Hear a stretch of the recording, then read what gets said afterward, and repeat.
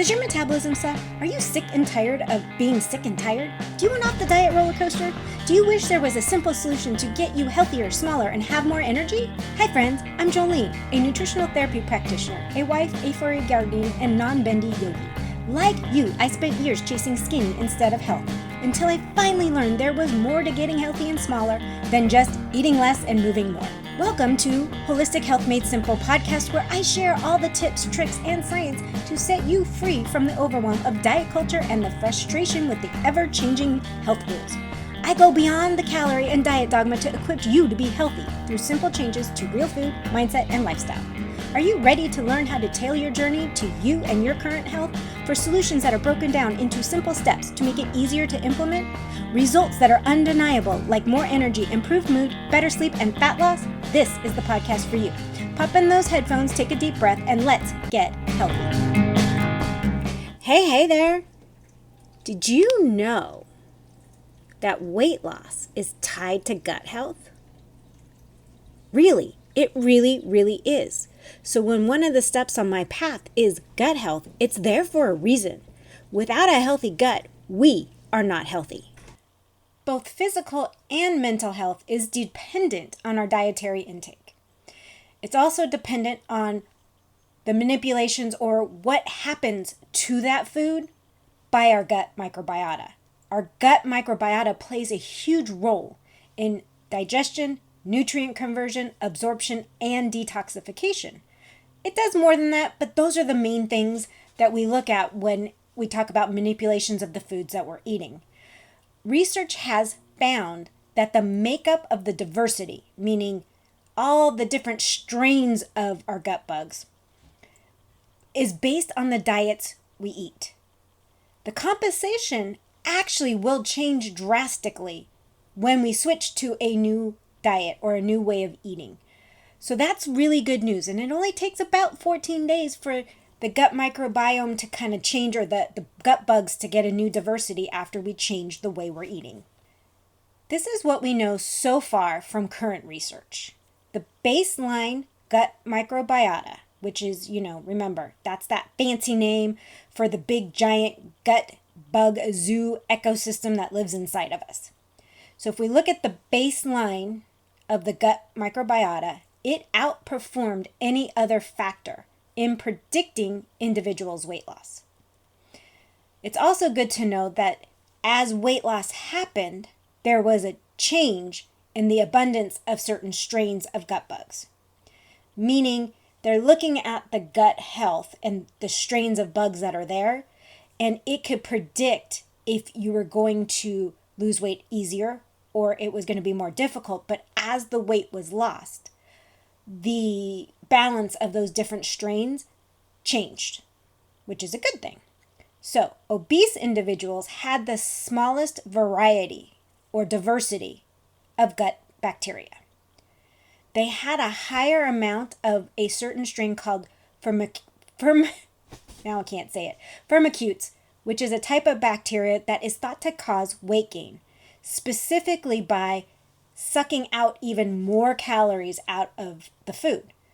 So as we're digesting complex sugars that the other bacteria didn't deal with, stuff that normally would pass through, like we talk about fiber, it sucked out even more sugars and fatty acids out of that food source and put it in the bloodstream, meaning we actually got more calories out of that food than somebody with a healthier or different diversity in their gut microbiome would have. They also found that in some very, very new research, that those that struggled to lose weight the most had the lowest amount of a strain called Akkermansia. Akkermansia has been found to help heal leaky gut by thickening the mucosal lining and help increase metabolism and weight loss. So the fact that people that struggle to lose weight had lower forms of this strain kind of puts in perspective how gut health and weight loss is tied. This information isn't to dispel the energy balance of weight loss. This is just to add into another layer that affects the energy balance. You see, calories in, calories out is not a stagnant number. There's all these excess factors. So if we can help other areas either increase the rate we're burning or decrease the amount of calories we're getting out of a food, we can help our bodies more efficiently with that energy balance to get to a healthy weight, maintain the healthy weight. And that's what this is all about. I am not saying that if you can just take Akkermansia and you're going to all of a sudden lose all this weight. That is not at all what I'm saying. I am saying that if we can get our gut health in order, it will aid in our weight loss. So let's keep going on some of these studies. So what I found really interesting as I was digging deep into all the different studies is those who had a higher amount of bacteroid strains, and I probably just butchered that, don't struggle with weight loss. They lose weight even if they're obese easier because of those strains that are higher. Those strains help them somehow. They're still studying all of this. It's all new, but when you start looking at the humans in these trials and what's happening, it gives us a basic understanding that we need to get our gut health in order. I can go on and on and on about gut bacteria and how it's linked to a healthy metabolism, till it's linked to how you lose weight. But the bottom line is having proper gut diversity will help you increase your metabolism, but it will also help you live a long, healthy life. And when I say diversity, I am not talking about grabbing your probiotic off the shelf, grabbing your yogurt that's processed and doesn't really have a lot of different strains of bacteria in it, and it isn't really fermented, and taking that day in and day out. That is as much of a problem as not doing anything at all. Gut diversity comes from eating a diverse diet, eating a variety of foods, leafy greens, all sorts of variety of foods. But, and I'm not talking processed foods, I'm talking about whole foods when I talk about a variety of foods to feed our gut bacteria and all the different ones that it needs. But if you do need to some help repopulating your gut and taking a probiotic, you shouldn't take any certain brand with strains and look at the back, because there's millions of strains of gut bacteria.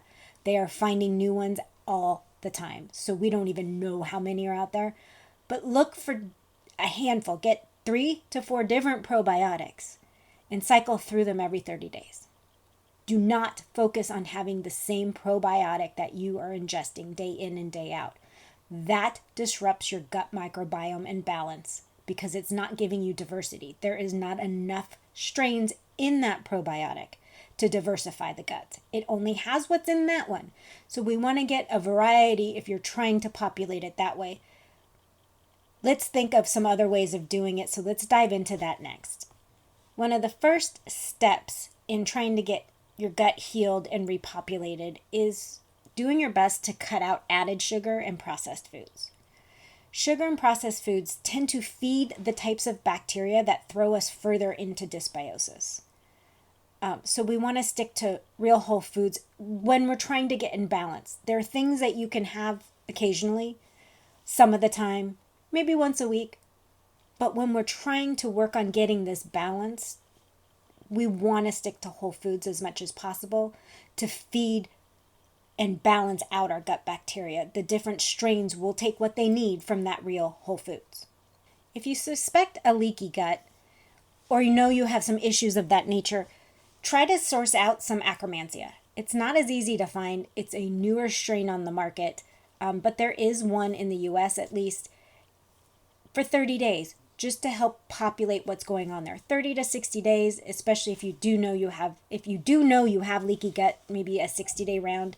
I don't really love, like I just said, taking probiotics longer than that because it can throw other things out of balance. But to try to populate that strain to help with the gut line, the stomach lining, the mucus lining, and also when you're having the Akkermansia, stick to foods that feed it, because you do have some in you. They need to populate and grow. So what we want to do is stick to certain foods or add in and make sure we're adding in certain foods that help feed the Akkermansia bacteria, because there is some inside you. So we want to make sure that we're feeding it properly, which stick to red, blue, and purple produce.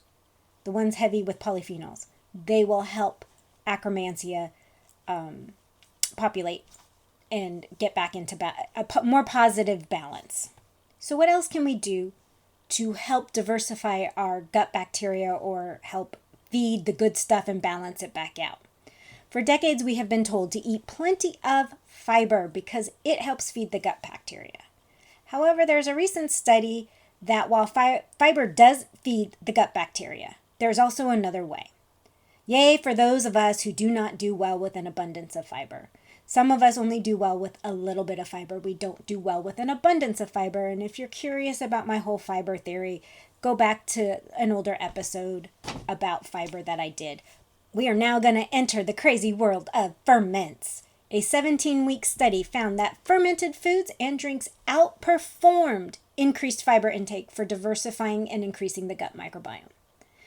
More studies are going to need to be done to figure out exactly why and what the mechanism is, but they found that adding in fermented foods like sauerkraut, kimchi, truly fermented yogurt, kefir, kombucha, all of those were helpful in diversifying the gut more than fiber. Now, some of what I just said has fiber and some of it didn't. So you do what works best in your diet and what you can digest and what you can't leave out. On a plus note, it was also found that ferments added in the immune function of the gut microbiome. So fiber doesn't do that. It doesn't increase the immune function where the ferments did. So that is like an awesome thing because, we're coming up on fall. We want our immune system nice and strong. So add some ferments in. Try some different ones. Just be careful of the added sugars in some of the drinks like kombuchas. There are plenty out there that are very low in added sugar. Some don't have any added sugar at all. The sugar in it is coming from the original ferment or the fruit flavoring. And when I say fruit flavoring, it's generally fruit juice. That's why there's added sugar. That's why there is some sugar. So read the labels, see what's in it. Most fermented drinks like kombucha will have sugar listed because it is needed in the ferment. The bacteria needs something to eat to ferment. That's where the sugar comes from. So you do not have to be terrified of any sugar in that kind of fermented drinks. Just make sure there's no additionally added sugar. If you're seeing more than 2 and 3 grams a serving, stay away from it. That means they're adding it back in to make it taste better. One big caveat with ferments. If you are new to eating anything fermented, anything, drinks, eating other than yogurt, start small. A tablespoon, take a quarter of your kombucha if it's true fermented kombucha. Just make sure that it's not big enough to throw things out of whack right away. You'll be able to build up as you go. So it's just you start small and build up your tolerance to it because you are adding in bacteria. So you want to make sure that you can handle the amount you're doing. One of the things I forgot is there's fermented beets, fermented pickles. There's lots of fermented vegetables. There's lots of ways to get in ferments. And, try it. You may not like it, but you probably, with the amount that's out there, can find something you like. And for some of us, we enjoy fermenting at home. It's like our own little science experiment. There's lots of great books on there. And the easiest way to start fermenting at home is probably sauerkraut, which is just salt and cabbage.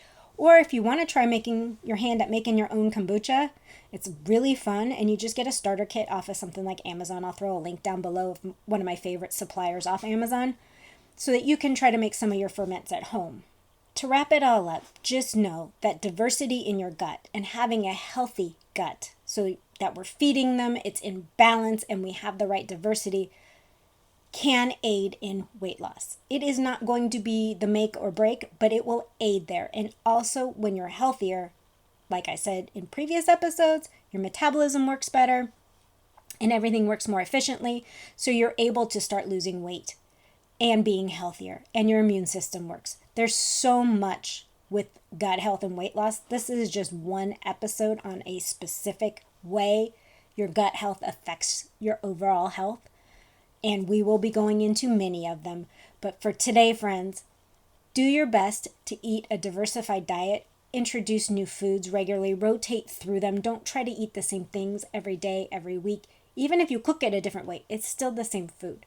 So, in the summertime, add seasonal fruits, and in the wintertime, add some seasonal squashes that are winter squashes, and just start diversifying. Add a little something different each week and try something new. And don't forget those fun ferments. Like, I am fun ferment lady. I love it. I just found a really great ferment that is fermented mushrooms and other things, and it tasted like cola. It was really yummy. I threw out the bottle, so I don't know the name, but when I get one, follow me on Instagram so that you can see what it is, because it was really good. So on that note, friends, focus on your gut health. It can aid in your weight loss and make your weight loss a little bit easier. It is an energy balance thing, but your gut health can affect your energy balance, so it's all tied together. Our bodies are whole beings.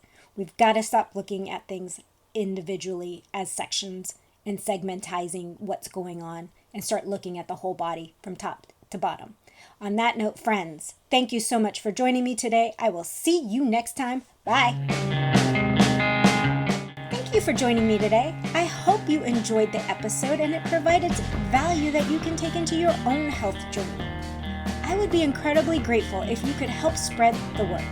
Share the podcast with others that will find the information as helpful as you did. It's through your support that I continue to grow and bring you more amazing content.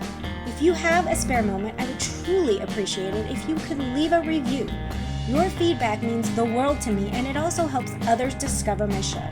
I read every review and take your suggestions to heart, so please don't hesitate to let me know what you think. Remember, you can stay connected with me by following me on Instagram or visiting the website at holistichealthmadesimple.com. I love hearing from our listeners, so feel free to reach out and share your thoughts, ideas, and even suggestions for future episodes. Once again, thank you for being part of my community. Together, let's keep spreading the knowledge, inspiration, and great conversations. Until next time, have a blessed day.